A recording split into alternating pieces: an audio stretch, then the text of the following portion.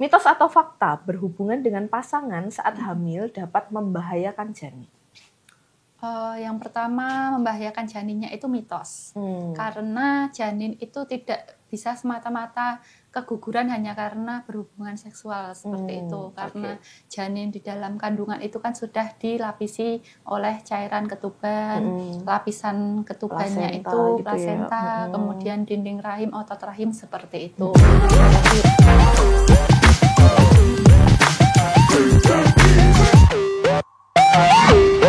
Hai Sobat PMI semuanya, jumpa lagi sama saya Dea di Japri PMI Solo, Jangan Penting bareng PMI. Nah, untuk teman-teman semua yang nonton video ini, terus ada iklannya atau mungkin video lainnya dari PMI, ada iklannya, tolong jangan di skip karena iklan tersebut sangat bermanfaat untuk saudara-saudara kita yang ada di Gria PMI Peduli, begitu. Nah, ini kan tahun baru nih. Ini adalah podcast pertama di 2025. Wow, bintang tamu saya langsung ada biduan. Ada bidan Mbak Puri ya. Kita akan membahas soal mitos atau fakta seputar kehamilan. Ini bukan momennya yang ngepas nih ya, tapi delala. Oh, ngepasnya ya nggak apa-apa ya. Kan buat persiapan. Oh gitu, benar. Barangkali ada yang kemarin habis menikah gitu ya, terus mau kemarin ramai banget Mbak. Kemarin ramai banget. Iya, banyak yang nikah. Banyak yang nikah, iya benar. Benar, banyak yang nikah ya. Nggak kejar tayang di 2024. Nah, kita akan bahas banyak seputar mitos atau fakta yang sering terjadi di Indonesia terkait kehamilan ini. Jadi banyak ya Mbak ya, apalagi masyarakat kita mungkin yang masih kurang mendapatkan informasi, itu masih banyak mempercayai mitos-mitos yang sering beredar. Nah, nomor 1 nih Mbak, mitos atau fakta, banyak yang mengatakan bahwa perempuan yang sedang hamil harus, kecokot ilatku, harus makan 2 kali lebih banyak. Nah, ini faktanya apa dan mitosnya apa nih kira-kira? Itu yang pertama adalah mitos ya Mbak Dea. Oh, mitos. Jadi itu tidak benar kalau ibu hamil harus makan 2 kali lebih banyak. Faktanya itu justru malah ibu hamil itu tidak dianjurkan untuk makan sekaligus dalam satu waktu yang banyak kayak gitu. Karena kan bisa nanti perutnya bisa sebah, terus kayak memicu mual muntah kayak gitu. Apalagi pada trimester pertama awal-awal itu kan biasanya mual muntah yang berlebihan. Nah, itu biasanya diatasi dengan kayak makan sedikit tapi sering. Jadi nutrisinya tetap gitu masuk ya? Walaupun sedikit-sedikit. Yang penting diperhatikan ya Mbak Dia ya, untuk nutrisinya, kandungannya harus seimbang. Ada sayur, buah, karbohidrat seperti itu. Oh gitu. Berarti jangan makan langsung banyak ya, takutnya nanti kekenyangan malah jadi nggak nyaman kan. Betul. Tapi makan sedikit, sering, dan makanannya dipastikan bermanfaat, bernutrisi dan bermanfaat. Bermanfaat ya mesti ya. Oke. Berarti ibu hamil harus makan 2 kali lebih banyak adalah mitos guys ya. Nomor 2 nih, benarkah ibu hamil harus menghindari olahraga sama sekali? Apa yang sebenarnya disarankan oleh ahli? Nah, itu juga sebenarnya juga mitos juga. Oh, mitos juga. Jadi, ibu hamil itu tidak harus menghindari olahraga sama sekali. Justru kalau tidak olahraga sama sekali kan badan ibu hamil kan lama-kelamaan akan perutnya membesar. Nah, dia akan memikul beban yang berat. Asik. Memikul beban yang berat. Oh ya, Mbak Bro dulu membawa beban yang berat. Jadi kan berat badannya itu kan lama-kelamaan juga akan semakin naik ya Mbak Dia. Kalau tidak diimbangi dengan gerakan atau olahraga yang seimbang kan justru akan nggak enak gitu badannya ya. Jadi harus memang ibu hamil tuh dianjurkan memang olahraga, tetapi olahraga yang ringan. Contohnya seperti jalan kaki, senam hamil, yoga hamil, seperti itu. Jadi yang perlu dihindari itu seperti olahraga misalkan yang voli berat, pantai ya, gitu ya. Voli, naik sepeda kayak gitu. Oh, naik sepeda nggak boleh? Iya, karena kan resiko terjatuh. Nah, kalau sudah terjatuh otomatis kan kena benturan nih perutnya, bisa memicu kontraksi pada perut dan bisa mengakibatkan kelahiran prematur seperti itu. Seperti itu. Jadi ibu hamil nih tetap disarankan untuk olahraga ya. Takutnya nanti sudah membawa anak ya, itu kan lumayan berat ya. Dan otomatis ibu hamilnya terjadi perubahan berat badan. Terus nambah numpuk lemak ya kan. Wah, jadi berat nanti kan. Oke, berarti ibu hamil tetap bisa olahraga ya. Tapi mungkin olahraga apa bisa konsultasikan dengan Betul, dokter sama atau satu bidan. lagi kalau misalkan sedang berolahraga harus diperhatikan jika memang sudah ada tanda-tanda misalkan kelelahan atau sesak nafas, kram perut bagian bawah itu harus segera dihentikan. Jadi juga tidak boleh memaksa gitu. Oh gitu, jangan tiba-tiba angkat barbel gitu ya, jangan. Itu Dilarang. langsung deh kayaknya. Langsung lahiran.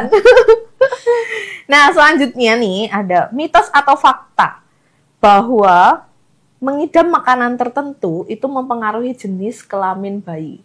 Nah itu banyak sekali di luaran sana Ya, ya Mbak Dia. bener. Itu udah hamil makanya ini biar anaknya cewek, biar anaknya cowok. Itu salah itu sebenarnya. Oh itu salah. Iya, karena kan sebenarnya jenis kelamin anak itu sudah ditentukan sejak awal kehamilan. Nah, yang menentukan itu adalah sperma dari suami. Jadi jenis kelamin anak itu ditentukan dari sperma suami waktu awal proses pembentukan kehamilan. Oh begitu. Nah, begitu. Jadi makanan itu tidak bisa menentukan jenis kelamin anak ya. Jadi kalau misalkan memang mau program hamil dengan anak laki-laki atau perempuan ya bisa dengan bayi tabung seperti itu. Oh gitu. Berarti kayak mitos makan daging biar anaknya cowok gitu, makan sayur biar anaknya cewek itu mitos juga. Iya, Oh sebenarnya.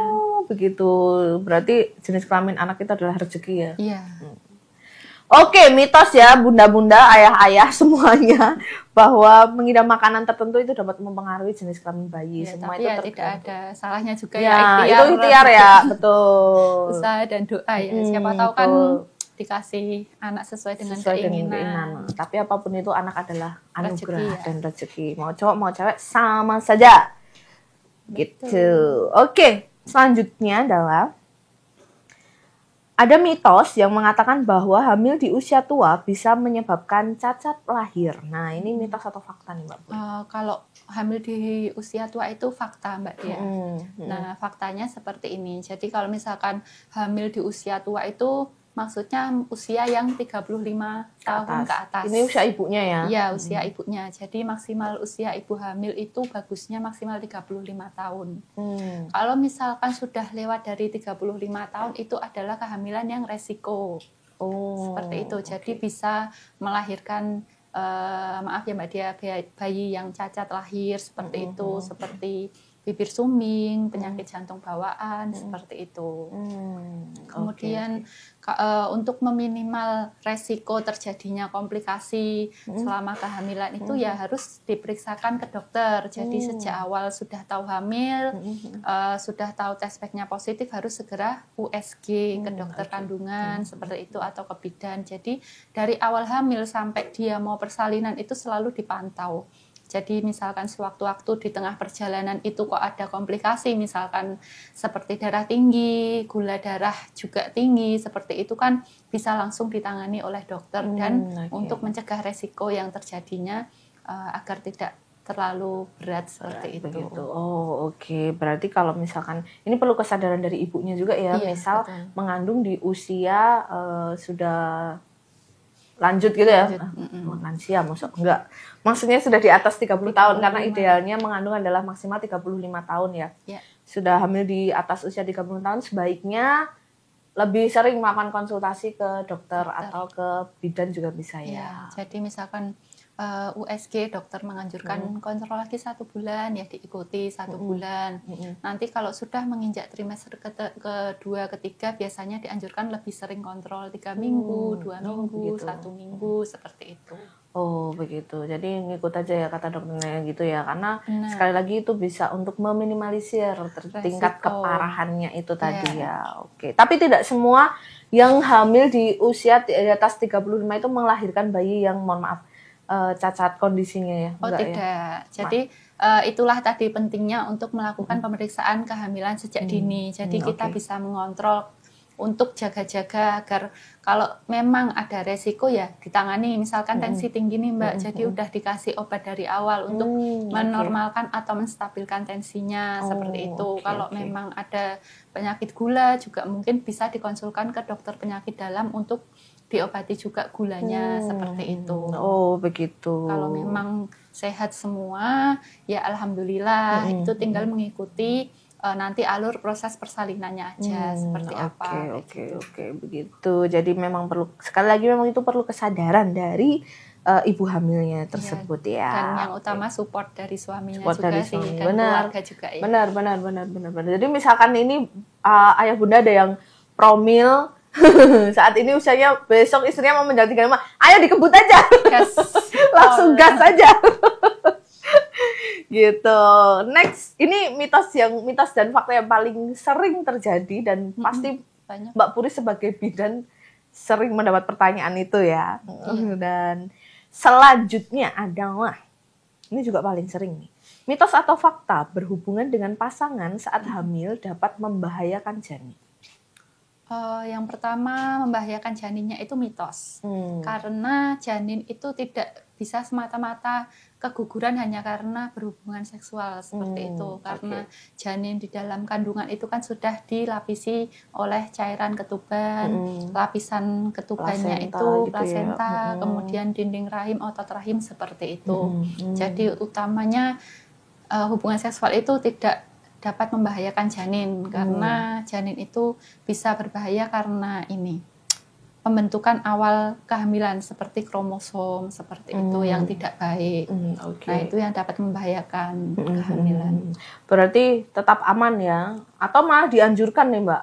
Ada jadwal-jadwal tertentu ya, jadwal lagi. Sebenarnya sih aman-aman saja selama kehamilannya itu normal ya Mbak Dia.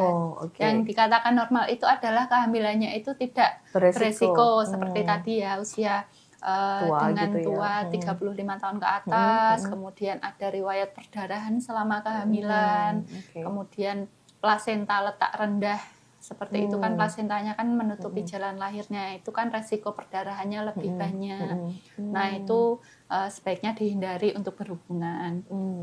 Ya. Dan itu sekali lagi yang tahu dokter ya. Ya, jadi sebaiknya memang kalau misalkan mau berhubungan sebaiknya dikonsulkan ke dokter dulu, atau sebaiknya periksa kehamilannya dulu aman atau tidak untuk berhubungan seperti itu. Nah, ini ayah-ayah nih ya, kalau udah tahu istrinya hamil jangan langsung digas Pak.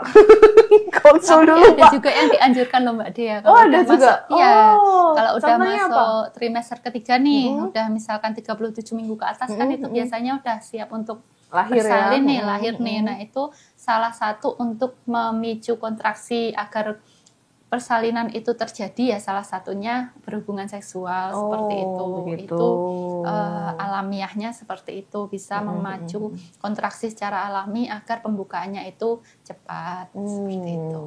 Seperti itu. Berarti tetap harus konsultasi dengan dokter ya. Iya, benar. Kapan ya?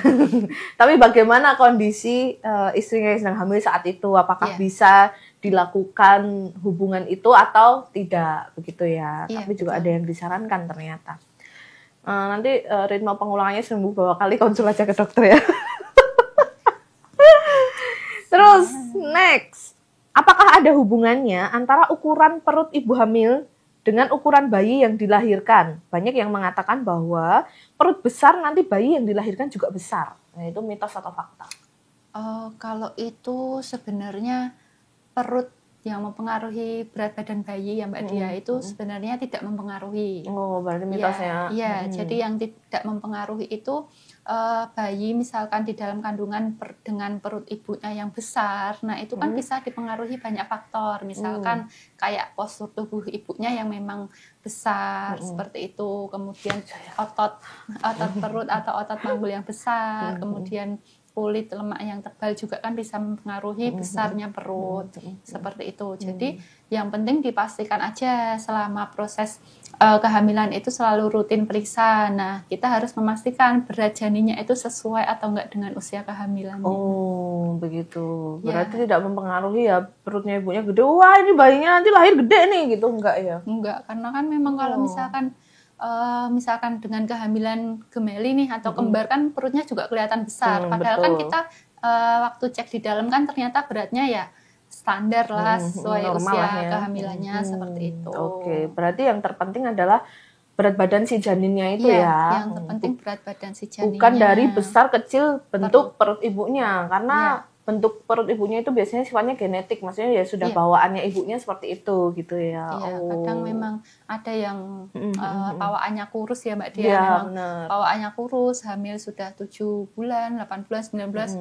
Kadang ada yang beberapa tetangga kan bilang kok udah hamil besar nggak kelihatan. Nah, seperti itu kan kadang itu yang bisa mempengaruhi pikiran ibu hamil itu untuk berpikiran yang negatif, jangan-jangan janin saya juga beratnya kurang gitu. Nah, itu sebenarnya tidak benar. Yang penting tetap diperhatikan berat janinnya sesuai dengan usia kehamilan. Nah, itu yang penting tuh berat janinnya, ibunya mau perutnya membesar atau tidak masalah ya, begitu ya. Yang penting kan asupannya bagus, vitaminnya diminum. Nah, itu olahraga, minum air cara putih. taunya berat badan janin gimana ya? Kontrol ke dokter gitu ya, periksa. Tidak bisa ada menimbang cuma perut, nggak bisa. Dikurangi berat badan sebelumnya nggak bisa.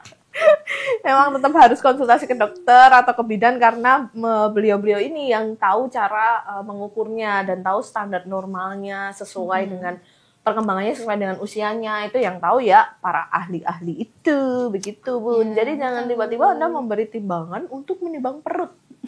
Tidak akurat itu ya. Terus itu caranya gimana? Taruh aja perutnya. Bukan semangka ya. Oke, next. Banyak yang bilang ibu hamil harus benar-benar menghindari stres. Seberapa besar sih pengaruh stres terhadap kehamilan menurut para ahli? Itu sangat besar sekali sih Mbak Dia ya. Okay. Karena kalau stres itu kan faktor utamanya dari pikiran. Nah, pikiran itu kan yang mempengaruhi seluruh tubuh kita ya. Kalau memang maksudnya pikirannya itu stres, terus kayak depresi seperti itu kan otomatis mengganggu peredaran darah dari ibu ke janinnya kan terganggu seperti itu. Jadi ibu hamil memang sebaiknya sebisa mungkin tidak dianjurkan untuk stres. Nah, itu perlu support dari suami juga ya, karena kan cewek itu tidak bisa menghindari overthinking. Iya, apalagi ibu hamil kan lebih sensitif ya, dia dikatain apa dikit kayak baper gitu. Makanya ini perlunya peran suami dan lingkungan sekitar ini untuk menguatkan ibu hamilnya ya dari segi mentalnya begitu. Iya, kalau stres kan nanti biasanya langsung menular nih kemana-mana nih, jadi tidak nafsu makan, kemudian kayak perkembangan janinnya itu juga akan terhambat karena kan kalau misalkan ibu hamil stres itu kan dapat memicu adanya hormon kortisol nih yang dapat menyebabkan penyempitan pada pembuluh darah. Jadinya kan otomatis aliran darah dari ibu ke janinnya juga berkurang seperti itu. Terus darah tinggi bisa menyebabkan prematur, kelahiran lebih awal dari seharusnya, berat badan bisa lahir rendah seperti itu. Jadi ini juga untuk moms juga ya, jangan terlalu stres karena yang bisa mengendalikan adalah kita sendiri ya sebenarnya ya. Ingat moms, di dalam perut ada janin yang berhak untuk mendapatkan nutrisi-nutrisi terbaik dari moms. Iya, tapi gimana lagi ya, kita kadang udah berpikir positif tapi lingkungannya kadang yang nggak mendukung. Bener, apa kita bertahan di gua aja? Ya kan, kadang lingkungannya yang kurang mendukung. Makanya ini ada podcast ini untuk meluruskan mitos dan fakta supaya nanti sepemahaman nih antara generasi sebelumnya dengan generasi saat ini gitu. Karena memang mitos ini sering terjadi di ilmu turun-temurun dari generasi sebelumnya ya. Sedangkan ilmu itu terus berkembang, udah ada penelitian-penelitian terbaru gitu. Jadi kita harus menyesuaikan dengan perkembangan zaman.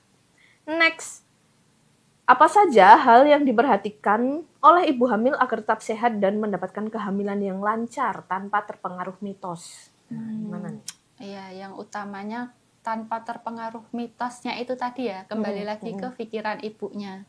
Jadi apa yang misalkan dia dapat hal yang itu menurut dia itu negatif atau memang nggak baik untuk dirinya dan untuk janinnya, ya nggak usah digagas, maksudnya nggak usah ditanggepin gitu loh ya.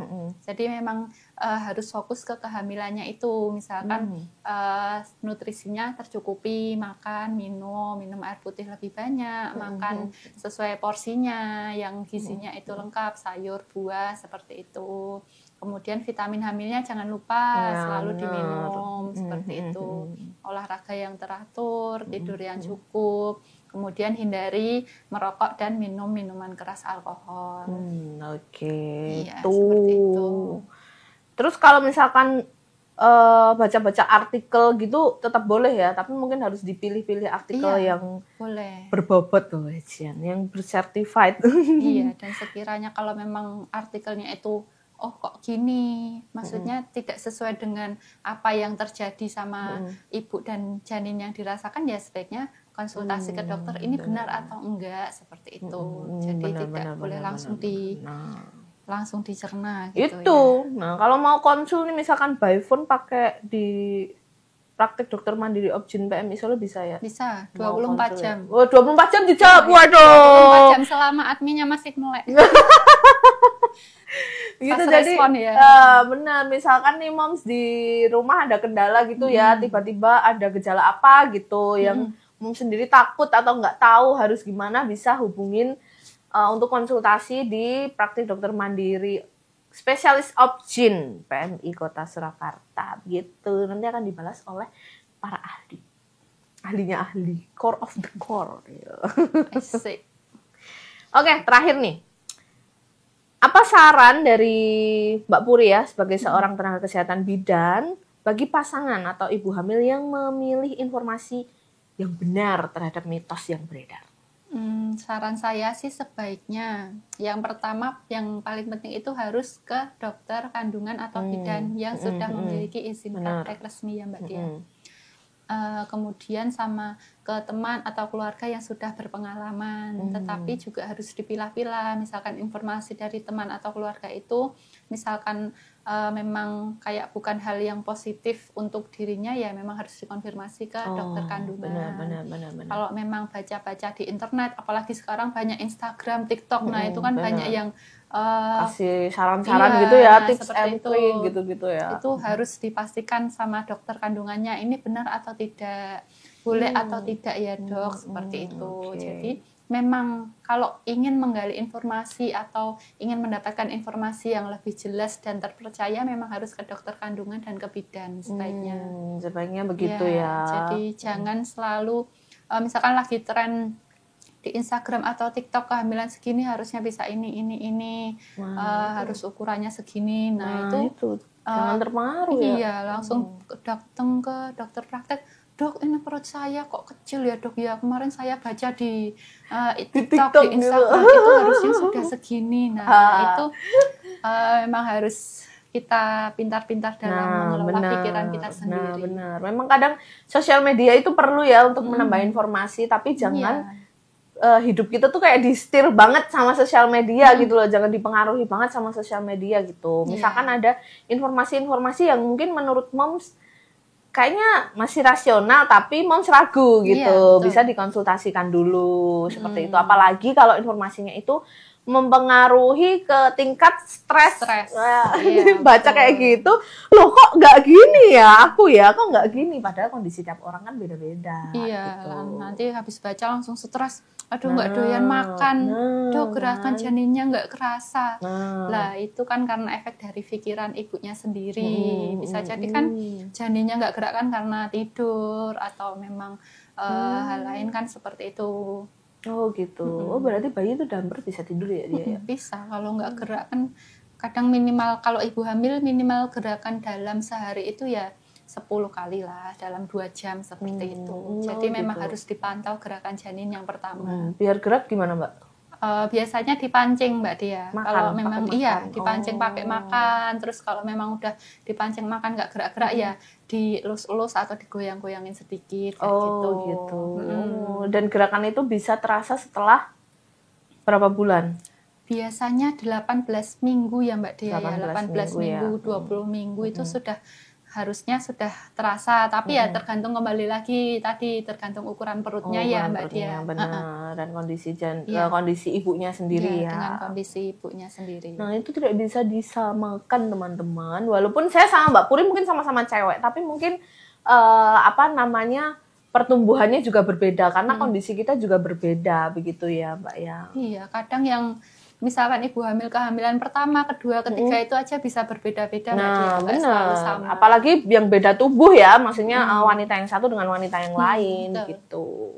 Nah, gitu bunda-bunda semuanya. Jadi beberapa mitos atau fakta sudah diungkap oleh Mbak Puri. Ada beberapa yang mitos, ada beberapa yang fakta. Tapi kalau misalkan mau mendapatkan informasi, masih ragu dan perlu konsultasi, bisa datang langsung ke praktik dokter mandiri ya, spesialis opsin di PMI Kota Surakarta. Nanti jadwal atau mungkin cara reservasinya seperti itu bisa menghubungi lewat sosial medianya PMI. Nanti akan kami hubungkan langsung ke kontak person yang bersangkutan. Begitu.